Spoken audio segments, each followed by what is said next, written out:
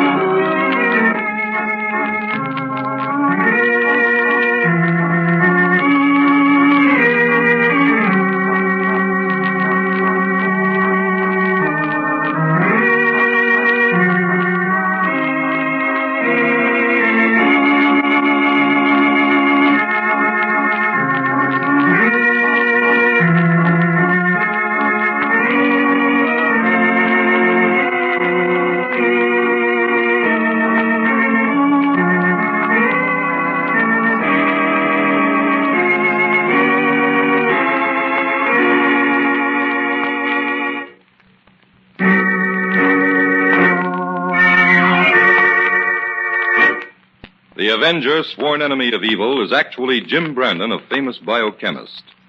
Through his numerous scientific experiments, Brandon has perfected several inventions to aid him in his crusade against crime as the Avenger. Most remarkable of these inventions is the highly secret diffusion capsule, which cloaks him in the black light of invisibility.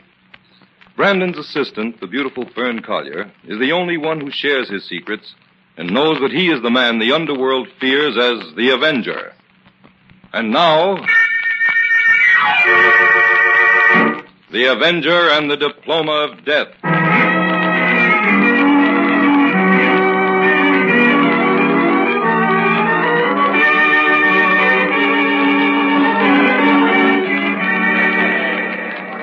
Well, Jim, Founders Day here at Rockland College certainly has brought out the distinguished alumni in full force. Yes, Fern can point out all the celebrities to you, Inspector. She was graduated from Rockland a year ago. Oh, no. Almost 2 years ago, Jim. Oh, I beg your pardon, Fern. 2 years ago, Inspector. Well, I hope that lady who just sat down in front of us isn't anyone too important. Because as soon as the track meet begins, I'm going to ask her to remove her hat. Oh, that's Amy Nottingham, the authoress, Inspector.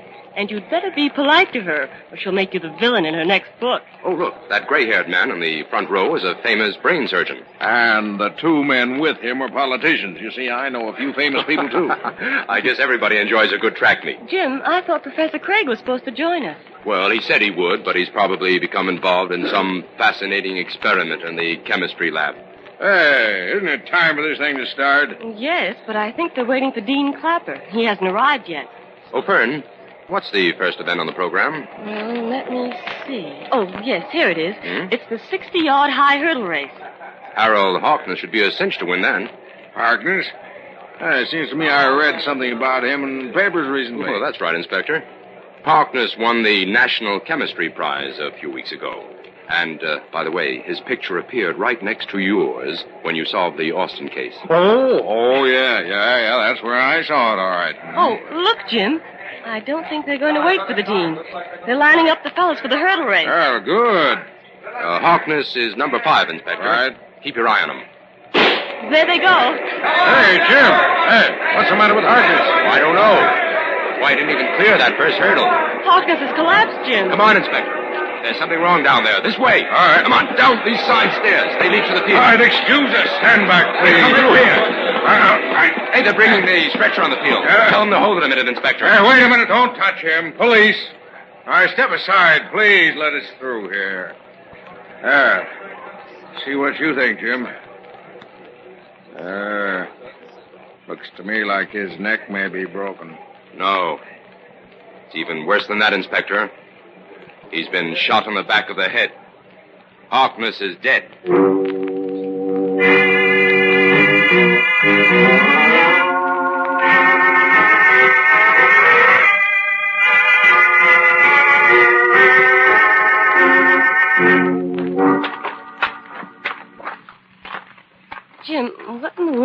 looking for here into the grandstands.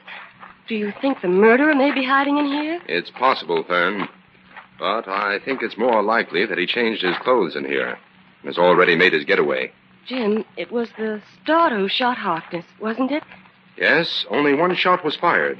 The one that started the race. But in that case, well, why didn't Harkness fall right on the starting line? Because he was a trained runner, primed for the race. When the shot hit him, he was off to an automatic start, and he ran forward with a kind of reflex motion. No one even noticed that anything was wrong until he tripped over that first hurdle. Well, old Jake Norton is the starter, Jim. Why, he's been working here at the college for 10 years. Oh, I just can't believe he killed Harkness. Listen. What was that? Why, it was a groan. Come on. It seemed to come from behind those benches in the corner. Jim, it's a man. What? He's all tied up and gagged. He's badly hurt, Fern. What?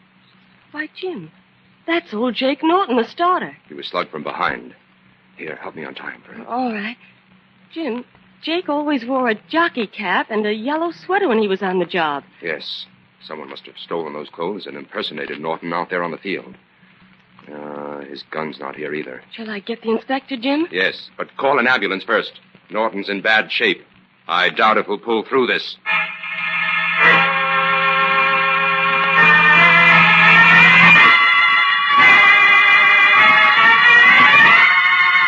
Well, I just got word from the hospital, Jim. Jake Norton is dead. Oh. Or did he regain consciousness at all, Inspector? No.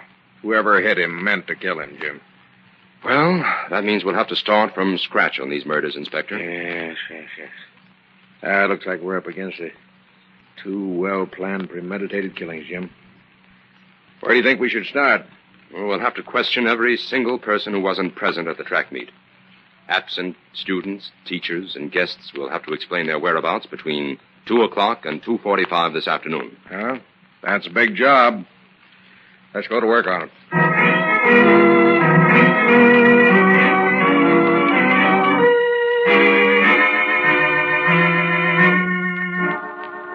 Now, you two men were called back here for further questioning in this murder case because we have not been able to substantiate the alibis you offered earlier this afternoon. I'll expect you to answer all questions carefully and truthfully. I'm warning you that any discrepancies in your stories will have serious consequences. Who's first, Jim? Robert Atwood, student. According to earlier questioning, Atwood claimed he was in the library from 12 o'clock to 3 doing chemistry research. This has not been substantiated by the librarian on duty. Okay, Atwood, how do you explain that? Well, you see, sir, I was up in the cupola of the library. I was consulting some rare old manuscripts and books that are kept up there. How does it happen that the librarian didn't see you? The cupola is reached by a back staircase. A few senior honor students are given a key, and we're permitted to go and come as we please. Were you alone there? From 1:30 on, I was. Who was there until 1:30? Clarence Treat. Who was he? Mr. Treat is an alumnus of Rockland who lives here in town. He's writing the memoirs of Matthew Forrester, the man who financed the new library just before he died a few years ago. I see. Treat also has a key to the cupola, huh? Oh, yes. He does a great deal of research there, too. May I ask a question, Inspector? Go ahead, Jim. Atwood, isn't it a fact that you and Harkness were the only two students who raided a key to the cupola this year? That's right, Mr. Brandon. And is it also a fact that such rivalry had developed between you that you were no longer even on speaking terms? Well, yes. Exactly what was the reason for that rivalry? Well, since Harkness is dead, I'd prefer not to discuss that. Inspector, since Atwood does not wish to discuss this subject, I think you'd better ask Professor Craig what he knows about it. All right. Well, Professor Craig, suppose you answer the question. To be perfectly frank, Inspector, both Harkness and Atwood hope to be chosen to succeed me as Associate Professor of Chemistry next term. Oh, you mean they were gunning for your job, Professor, huh? You might put it that way, Inspector. What makes you so certain of that, Professor Craig? Well, the regular associate professor died at the beginning of the semester. I was elected as a temporary substitute. Harkness and Atwood were brilliant students, and both of them did all sorts of research. in an attempt to outrun me and show me up. They frequently embarrassed me before the class by posing obscure questions and problems which their wide research had uncovered. Problems which I admit I was not able to solve. Well, that gives Atwood a reason for wanting to get rid of Harkness, all right, but also gives you a motive for wanting to get him out of the way. But, Inspector, my job is no safer now than it was before. I told you Atwood was also a rival. Well, that may be true enough, but your alibi doesn't stand up either, Professor. I was in my room alone, studying, between 1:30 and 3 o'clock. Just a minute, Professor. When Miss Collier and I met you on the campus just before lunch, you said you'd try to join us at the track meet. Yes, that's right, Brandon, but I was merely being polite. Naturally, I didn't want the whole world to know I was literally chained to the grindstone. All right. That'll be all for now. But hold yourselves available for questioning at any time.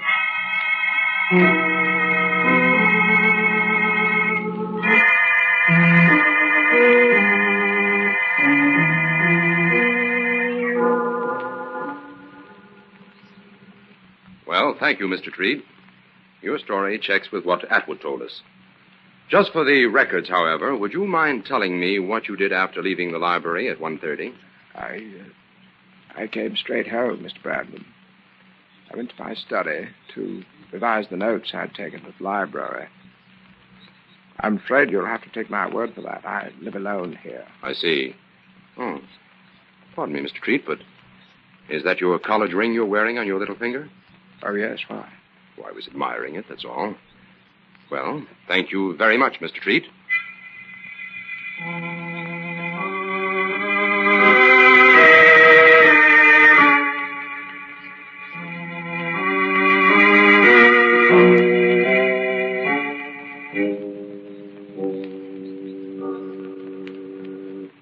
What do you suppose Dean Clapper wants with us, Inspector? I don't know, Jim. Here, this is his office. Come in. Inspector White, Mr. Brandon. Come in, please. Sit down. Thank you. Why did you want to see us about Dean Clapper? I've just been informed that you have subjected Robert Atwood and Professor Craig to a second questioning, and I wish to protest it. Protest it? Yes.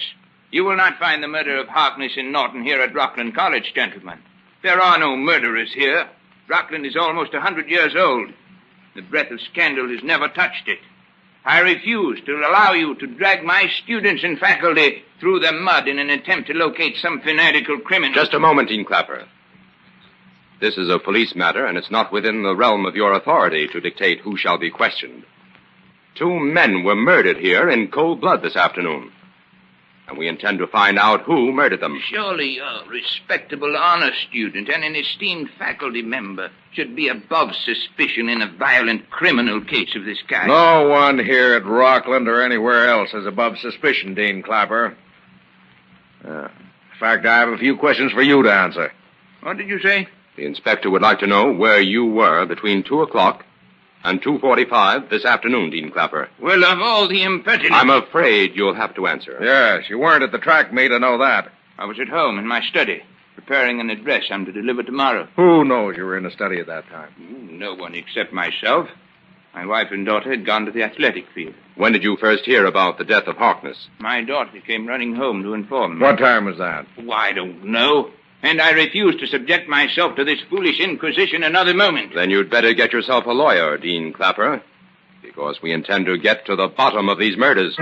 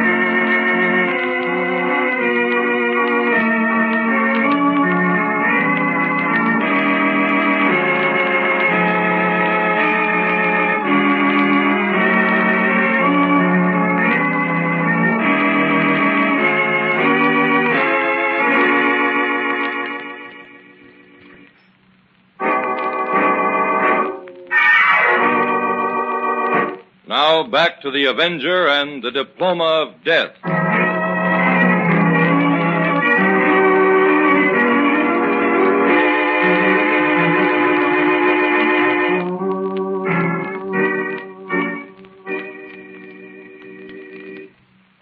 Well, there's nothing here in the chemistry lab to give us any leads, Inspector. Now, wait a minute, Fern.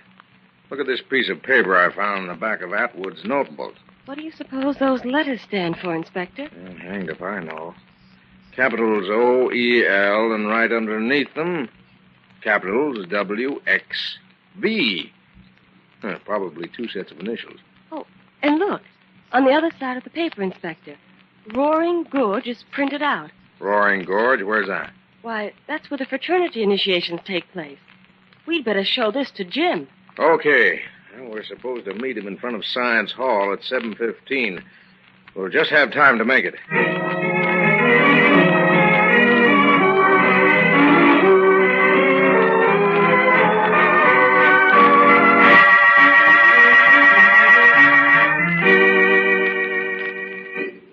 Capitals O-E-L over W-X-V. Written simply without any curlicues. What do you suppose those initials stand for, Jim? They're not initials, Kern. They're not.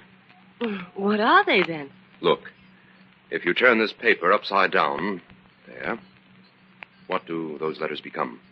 Why, Jim, the WXV becomes the Greek letters for Lambda Chi Mu, and the OEL becomes 730. That's right, Kern. I don't get it. Lambda Chi Mu is an honorary club for Rockland graduates, isn't it? Yes.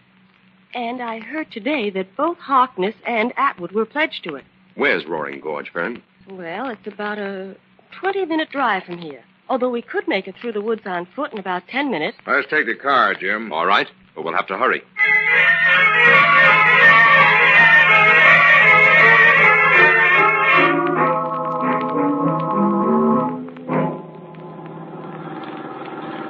What time is it now, Jim? It's, 7:30, Inspector. Roaring Gorge is just beyond that next hill. Give the car everything it's got, Inspector. All right, Jim. That was a shot. It came from the gorge. Turn into that lane at the right, Inspector. Okay. There's the gorge. Pull up, Inspector, quick. Come on. Okay. Doesn't seem to be anybody here. Inspector, over this way. Huh? What is it, Jim? What? Hey, who is that? It's Atwood. He's been shot through the head.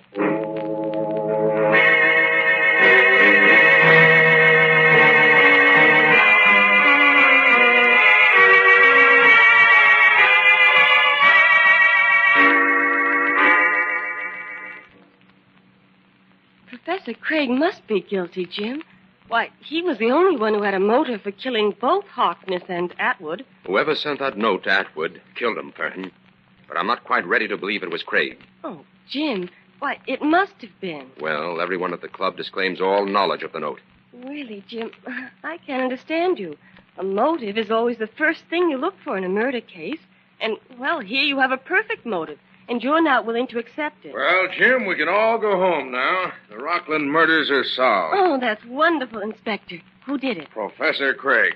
The evidence against Craig is purely circumstantial, Inspector. Not quite, Jim. I have a witness who saw him leave his house at 7 o'clock last night and head toward the shortcut to Roaring Gorge. You've checked the distance, I suppose? Sure I have. A man could cover the distance between Craig's house and the gorge in 23 minutes by walking fast. Mm-hmm. Who's the witness you spoke about? Lawrence Treat. Does Craig admit he left his house at 7 o'clock? No. He claims he left at 7:15, but he admits he walked toward the woods behind the library. Well, Jim, I'm driving Craig into headquarters. You coming along? No, Inspector. I'll join you later. You're not convinced about Craig? Well, I'd like to check a few more things here before I close my books on this case.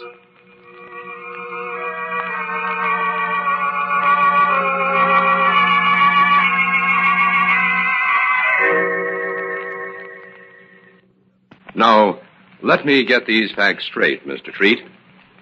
You say you were walking past Professor Craig's house at 7 o'clock. and saw him come out and head for the short cut through Roaring Gorge? That's right, Mr. Brandon. Then you strolled up Maple Walk leisurely, noticed Miss Collier, the inspector, and me in front of Science Hall at 7:15? Yes. None of us remembers seeing you on Maple Walk. All of you seem to be interested in a piece of paper you were holding. That's right. Where did you go after seeing us, Mr. Treat? I turned back and headed for home. Craig claims he left his house at 7:15.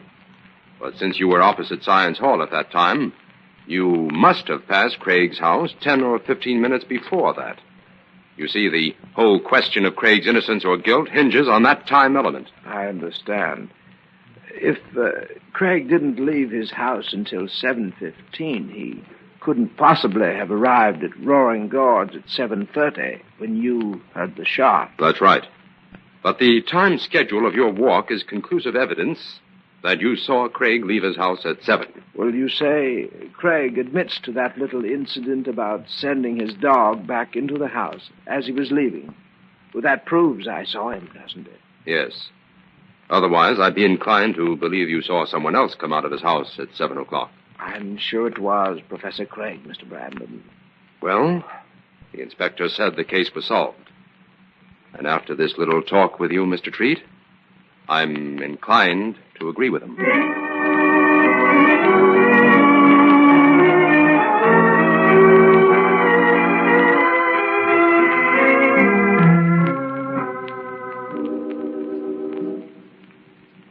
Jim, what in the world do you expect to find up here in the tower at Founders Hall? I want to get a bird's eye view of the entire campus, Fern. What for? There's a strange angle to this case that... Fern, I've got it. The library cupola is the focal point, and it's within 10 minutes walking distance of the gorge. The library cupola? What does that have to do with it? Come on, Fern. I have Atwood's key. We're going to take a look at that cupola.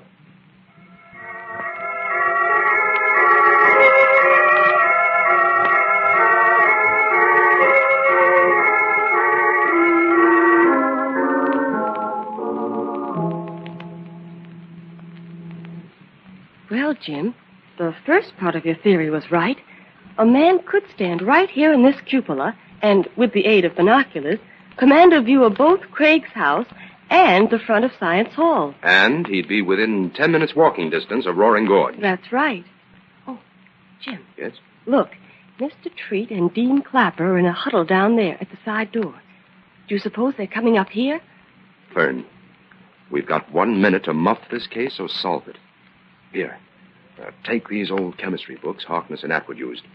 Yeah, open them up and pretend you're taking notes. All right, Jim. Tell anyone who comes into this room that Jim Brandon has found the motive for the Rockland murders, and that you know what that motive is. Jim, where are you going? It's time for the Avenger to enter this case, Fern. Listen. Someone's coming. Get to work. Now he will think you are alone, for he can't see the Avenger. Why, Miss Collier. What are you doing here? I'm doing some research work for Jim Brandon, Mr. Treat. Research work? In those books, my dear? Why, yes. You see, Mr. Brandon has found the real motive for the murderers. Brandon just wouldn't give up until he found my secret, would he? Your secret? Don't pretend you don't know what I'm talking about, Miss Collier. I've caught you red-handed. Mr. Treat, put that gun away. No.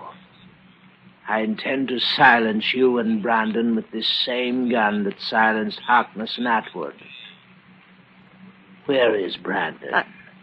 I don't know. Well, I'll find him. But I'll take care of you first. So you know the secret, do you?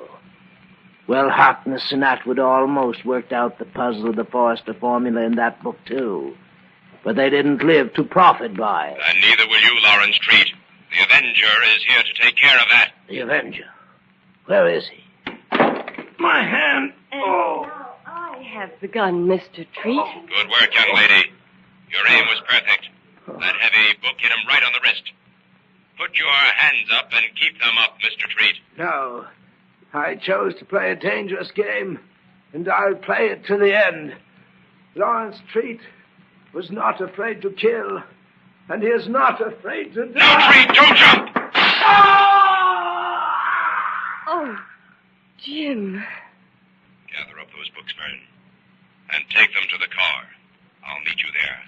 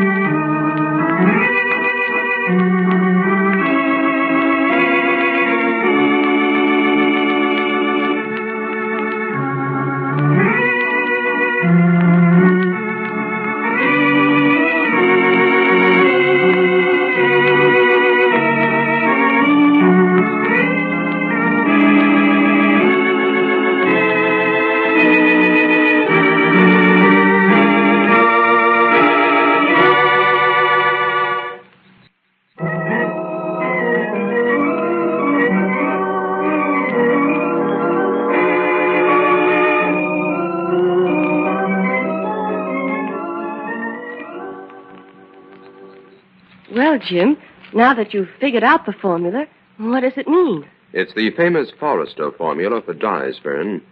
Everyone thought that old Forrester had taken it with him to the grave. How did Treat get it? Treat stumbled on references to it in Forrester's journals when he was writing his memoirs. He discovered that the key to the formula could be found in one of those old chemistry books Forrester had donated to the library. What was the key, Jim? Certain words and chemical formulas throughout the book were underlined in indelible pencil. But that information had to be arranged in a certain order to make sense. Treat went to work on it, but discovered that both Harkness and Atwood were working on those underlined passages, too. Those two boys were exceptionally brilliant, and Treat must have been afraid they'd beat him to the solution. So he killed them. But all the evidence pointed to Professor Craig, Jim. What made you keep faith with him in spite of that? Because I knew that the person who sent that note to Atwood wore a heavy ring on the little finger of his right hand. The ring had made deep marks on the paper. Oh, and Professor Craig didn't wear such a ring. No, but Treat did. I noticed it the first time I met him, so I decided to concentrate on him. And it's a lucky thing for Professor Craig you did. Well, I guess this is one Founder's Day that Rockland College would rather forget. Well, don't invite me out to your alma mater for the track meet next year, Fern. I can find enough murders to solve right here in the city.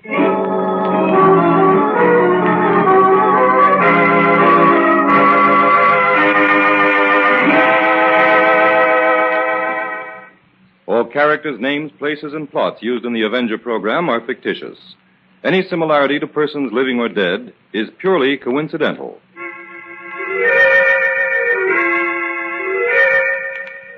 This is a thought. A thought. A thought. Remember, listen for another adventure of... The Avenger.